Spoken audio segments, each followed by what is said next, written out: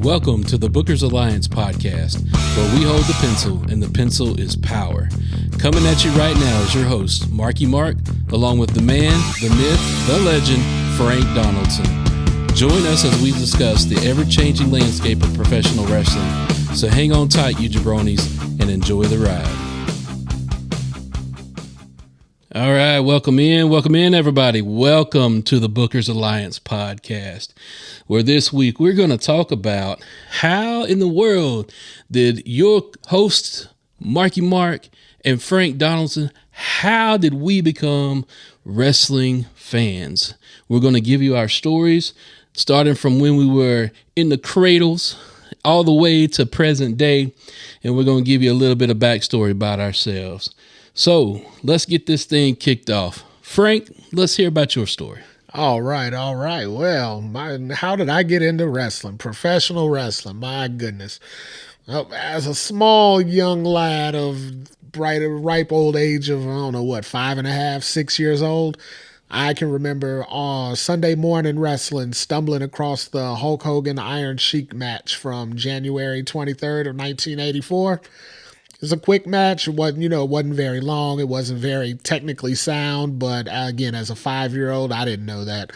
I just know I was watching those guys out there doing their thing, and I just mesmerized by it. When you're 5, 6 years old, you're looking for your heroes. You're looking for your superhero characters, whatnot. Superman, Spider-Man, all those guys were around then, but I don't know. I got on that TV and I just saw Hulk Hogan, pinning the Iron Sheik, and just the underlying tone that the announcers were going through. The real American hero just toppled the foreign villain. And and then he was big and he was flexing, and then they gave him this big fancy shiny gold belt, and then he was parading around with it. And as a young impressionable boy, I was there for every bit of that. I was like, you know what? I like this. And, and then the next week it came on Saturday morning, then again on Sunday morning. And before I know it, I was just hooked. I started watching. I started liking, the other guys that were out there. Hulk Hogan was my automatic favorite because, again, he's what drew me in. But then there was Junkyard Dog. I can remember the dog coming out there. He had this big chain on his neck, big hulking guy out there. He would look up to the sky and give a couple barks. And, he always, at the end of every match, he said, "I want to thank the man upstairs." And you're sitting there watching the dog. Who's not going to be entertained by that? So I'm watching that and watching those guys. Then I can remember guys like the British Bulldogs and early Heart Foundation, and just those guys from that early to mid 80s era. Then, God forbid, Andre the Giant walked out there, and he was a big, he was a baby face at the time, a good guy. Hulk Hogan's friend. Hell, you didn't have to sell me no more. When him and Hogan were out there celebrating. And I remember Andre pouring the champagne on Hogan's head. I didn't even know what champagne was, and that was a celebration. But he poured that on there, and they were friends. And I said, man, those are my guys right there. And then, I don't know, it just kind of spilled out from there. I told my parents I loved wrestling, and they gave me that old eye roll of, oh, my God, here we go. How the hell did he find all the stuff in the world? My dad was a big-time football fan. He's a Bears guy, so he wanted me to be a Bears fan, but I was like, I don't mind the Bears, doing the little Super Bowl shuffle and all that. I don't mind them, but these wrestling guys over here, man, they got it going on over here. These are my guys here. I'm running with them. So they, like I said, with their eye rolling and all that, they went out and started buying me the old LJN toys. I had all the guys I just listed, the ring, later on down the road, got the steel cage and all. Just engulf myself in the world of wrestling as a child. As I grew up, I never lost that love for it. I always followed it. I learned how to get online in the 90s and find out the dirt and what's going on backstage and all this. You want to talk about mesmerized? You took a kid with childlike interest into the next level. It was just it's just always been there. I've never had a lull where I didn't watch. I never had a lull where I wasn't interested. I may have had slow periods, during down times in the business, but even in those slow periods, I was still watching. So I don't know. It's just one of those things that, as a kid, you find it, you love it, and you never let it go. Nice. So it sounds like, you were kind of on the WWF spectrum growing up, right? Yeah, so in the Midwest, I mean, back then WWF, I guess, had a office, a home base in Chicago, and they would run the Rosemont Horizon often. So, I was able to go to that. I was only 45 minutes away from the Horizon. Tickets were dirt cheap, like $4 or $5 to get in. So my dad didn't mind taking me. So I mean, I'd go to a lot of the live events. I still got all the little mock-up cards that they had for the night that they'd give you when you go in. All of that. And I mean, it was much easier to get the USA Network or the Saturday morning show actually came on our local cable Fox affiliate. So, I mean, Channel 32 for you Chicago folks out there listening, they were showing wrestling on Saturday morning. That's what channel my cartoons come on all through the week. So I was used to watching Fox. There you go. So speaking of cartoons, that probably you grew up with the old school. Oh, Hulk Hogan's Rocket Wrestling. Absolutely. Absolutely. Yeah. I remember those cartoons like they were yesterday. So I was there for those. I was there for that. We had cable as long back as I could remember, so I could get those USA Network shows. And I mean, even as a little guy, I would beg and plead my mom to, I got to stay up on Monday night to watch primetime wrestling. Gorilla and Bobby Heenan just out there sitting on a 2-man booth, almost kind of like what we're doing here, actually. Right. 2 guys just sitting there. They had a little screen in the middle of them. And they would just show wrestling that they had taped through the week, just kind of show a couple matches here, a couple matches there. And then those guys would just sit there and talk about it. They'd laugh, they would joke, banter with each other. So, I mean, thinking back, that was like the modern day podcast, because it wasn't like a Johnny Carson type deal where it was an interview segment. Right. It was just 2 guys just sitting here, going back and forth about their views of wrestling. So, I mean, you want to scan back 40 years to see the origin of a podcast. That kind of gives you a framework right there. I like that. Yeah. Now here we are 40 years later doing the same thing here. So Absolutely. What can you say? Absolutely. So that's cool. So I definitely can see where, being lifelong wrestling fans, it kept your interest along the way. And obviously we're doing a podcast about it, so you're still heavily into it. Oh yeah. Awesome. So for me, on my side of the fence, grew up in the South down here in North Carolina. So for me, it was all about WCW, NWA. Yeah, I mean, that's Flair how country. I grew up. Flair country. There you go. So for me, I grew up knowing who Dusty Rhodes, Ric Flair, Magnum TA, the Rock and Roll Express, the Midnight Express, Road Warriors. That was my jam back in the day. That was the kind of the era that I grew up in. And, there were the live events that happened around here, traveling to the old Charlotte Coliseum, which is no longer there, unfortunately. It was the first arena that the Hornets played in. Oh, wow. And then now the Bojangles Coliseum, the old cricket arena is what they used to call it. Oh, wow. AEW's home. AEW's home. All right. So those were the venues that I remember going to as a kid. Also remember going to the racetrack out at Charlotte Motor Speedway and seeing, Dusty and Flair kind of put on a show. It was amazing. I was there that night. The Channel 9 News helicopter flew in. I don't know if you've seen that image. Oh, nice. Yeah. I did. I saw that clip. Yeah, so I was there that night that match was happening. I just kind of grew up on that aspect of it. And then somewhere along the way, I stumbled into that same superstars and I found the WWF. Yep. And, that was who my great grandfather watched. He was a huge WWF guy. Okay. And when he found out that I was into wrestling, he was like, hey, I get these pay-per-views every month. Yep. Why don't you come sit with me and we'll watch them? So I remember sitting on, he had a screened in back porch. Okay. I remember sitting on his porch with the TV rolled out there, enjoying the summertime breeze, watching SummerSlam. Thunderstorm would roll in, big old lightning strike. He'd still keep the TV on. He didn't care. He was I paid good money for this. That's right.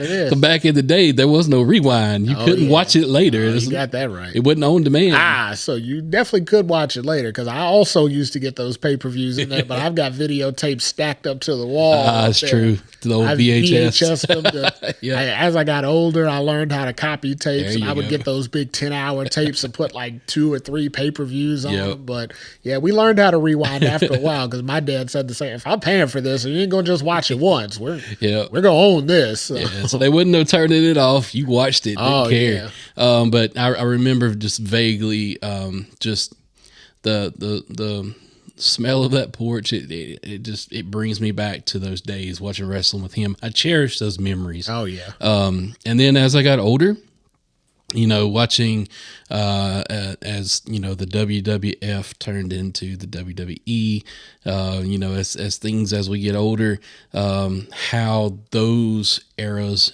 just still captivated me. Like, you did not ever lose interest in wrestling in general. Maybe the products every now and then. Yeah, well, as they sometimes got stale. Yeah. But also, growing up in a Christian home, the Attitude Era was definitely rough sometimes for me to watch. I had to make sure I was watching when my mom wasn't looking. Now, see, I had a little bit of an advantage over you. By the time the Attitude Era, even the NWO era, by the time that came out, I was in college. Right. So, I mean, I can remember, matter of fact, any of my college buddies that are out there listening, they'll remember we used to write on one of our buddies' walls. We all went in there and signed the wall. Now, we had to go in there and paint it before we moved out, of course, but I mean, we didn't have to worry about that then, but we went in there, we would sign the wall. And I remember a group of us that all hung out together. We signed the wall like the new NWO or something like that, and put our little initials under it and stuff like that. I mean, just fun stuff that we were doing, 18, 19-year-old drunk college kids out there just having a blast watching wrestling on Monday night, going to the sports bars for pay-per-views. Those were some good times. So the character, though, that really, really got me hooked, you talked a lot about Hogan and how Hogan got you hooked. For me, that was The Undertaker.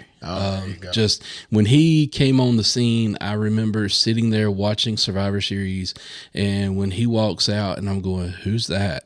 And, everybody kind of remembers looking at the little kids' faces and going, they're scared of this dude and they didn't know what to think. I'm looking at him going, I want to know more about you. You look different than anything I've ever seen in my life. I got to learn. Who are you? There you go. And as the years progressed, of course, with him being in there with Paul Bearer and just the way that they ran their programs, and then how he evolved with Kane, just those stories and who he became always kept me hooked. Yeah. And still to this day, it was bittersweet to watch him ride off into the sunset.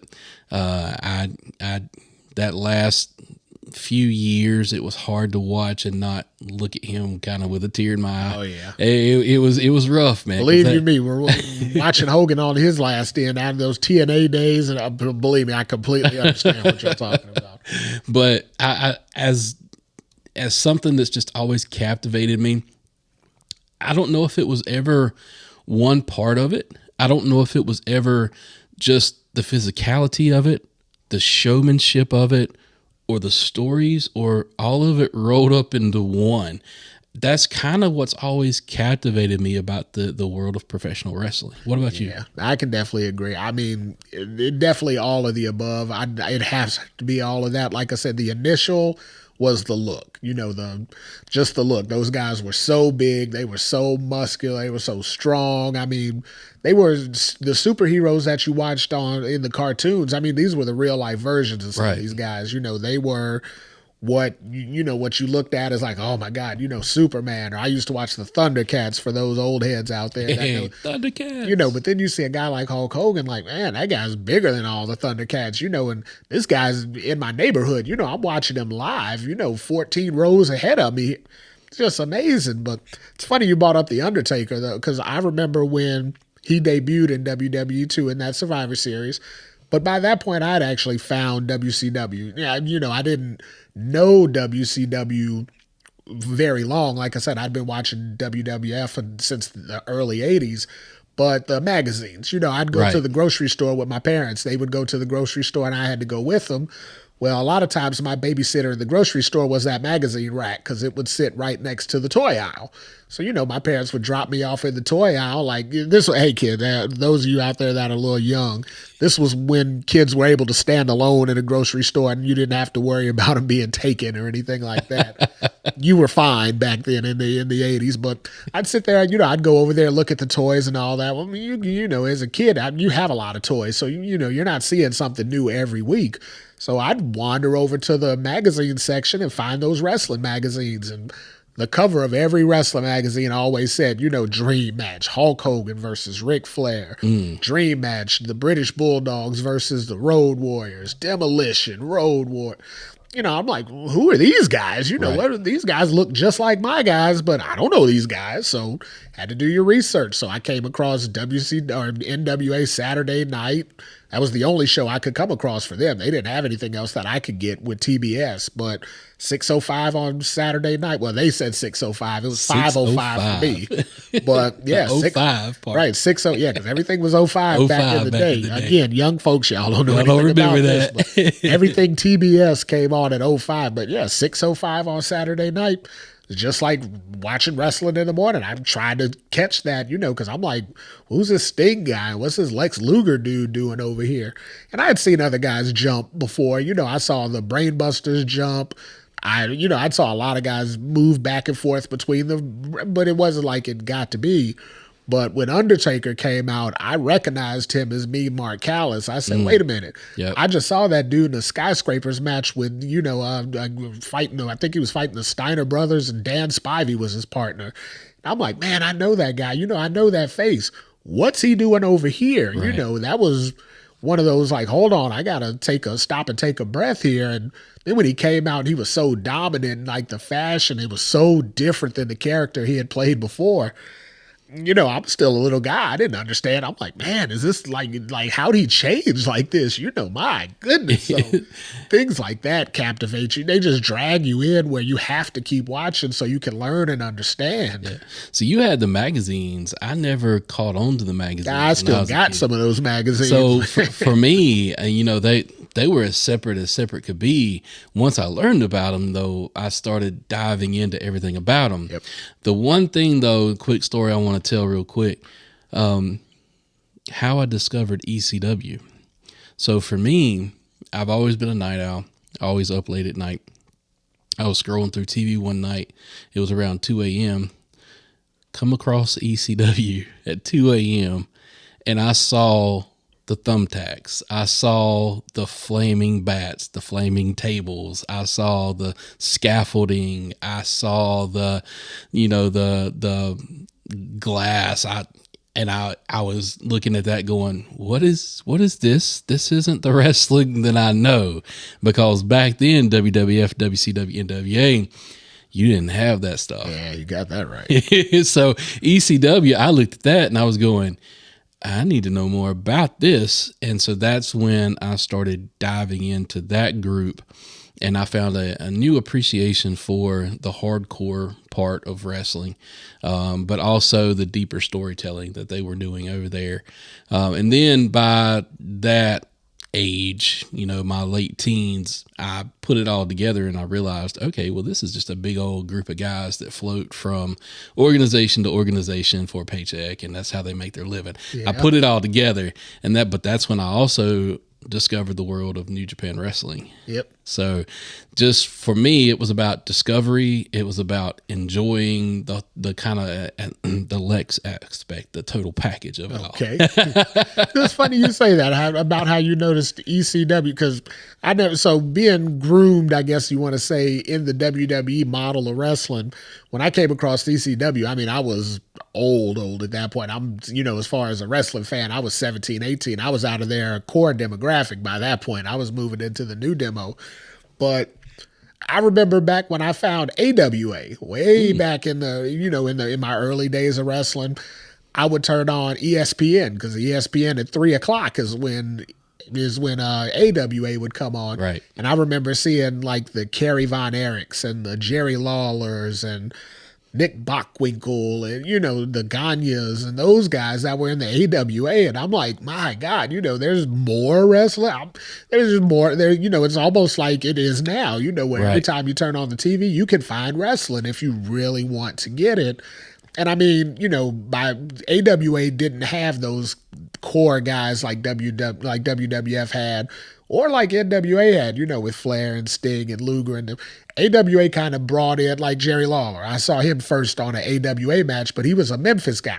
I know nothing about Memphis wrestling. I didn't know anything about territory wrestling. But I had to go find this Jerry Lawler. Oh, where does Jerry Lawler guy come from? He's a king, for Christ's sake. I got to find this guy. The Von Erichs. I didn't know anything about WCCW. I'd never heard of Texas-based wrestling. Right. But I saw Kerry Von Erich wrestling for the AWA title one day, and wait a minute, where'd this guy come from? This guy's a stud. I got to go find this guy. So, it just broadened my horizon to so many other aspects of wrestling, which is why I needed those magazines, because, I would just catch these guys in flashes. I'm like, well, I don't know what I'd see him, then I wouldn't see him again, right. Because I didn't know I needed to be in front of the TV at 3:00 on ESPN. I didn't know that. So I'd lose them for a while, and then I'd get a magazine, and I'm like, wait a minute, who's this Nick Bockwinkel character? He's better than Ric Flair, they're saying. Look at this. It's just so interesting how, we both found these little things, right. that we could latch on to, and it just spawned out to so many other aspects of the business, to where now here we're, trying to be involved with the business by doing a podcast. So, I mean, So that's a good point, and it kind of brings it to present day. So if you guys, anybody's out there listening right now who is just getting into this world of professional wrestling, you, my friend, are coming in at a time that is like no other. You're coming into one of the best times that I've seen in a long time in the sport of professional wrestling.